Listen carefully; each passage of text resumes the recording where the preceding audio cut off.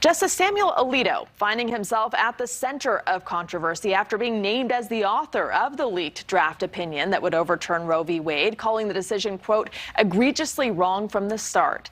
NewsNation's Tom Negevin takes a look at who Justice Alito is and how he came to sit on the bench.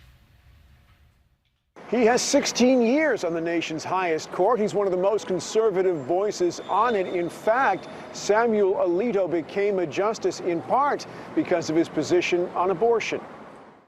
Samuel Anthony Alito, 72 years old, born in Trenton, New Jersey. After Princeton and Yale, working his way up to the Third Circuit Court of Appeals, appointed by Republican President George W. Bush to replace America's first woman justice, Sandra Day O'Connor. Sworn in January 31, 2006, confirmed in the Senate by a 58-42 vote. Alito's confirmation considered then a major conservative win, but President Bush had almost gone another way. Alito only became the nominee after Mr. Bush's first choice, his White House counsel, Harriet Miers, withdrew amid an uproar from many on the right that she wasn't opposed strongly enough to abortion.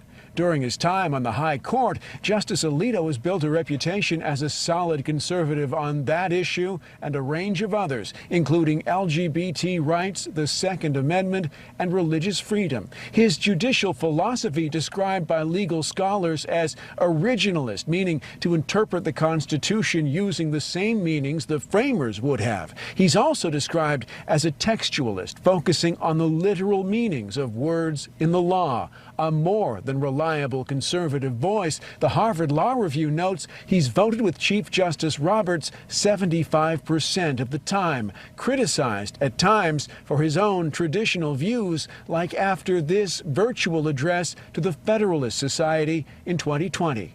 I wrote the following.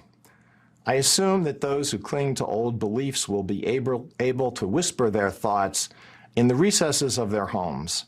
But if they repeat those views in public, they will risk being labeled as bigots and treated as such by governments, employers, and schools. That speech before the Federalist Society, a conservative group in 2020, noteworthy because it was a rare move for a sitting Supreme Court justice. Even more noteworthy today, some observers say, because it points us to the moment we're in right now. Thanks for watching. Click the red subscribe button below so you can get more of NewsNation's fact-driven, unbiased coverage.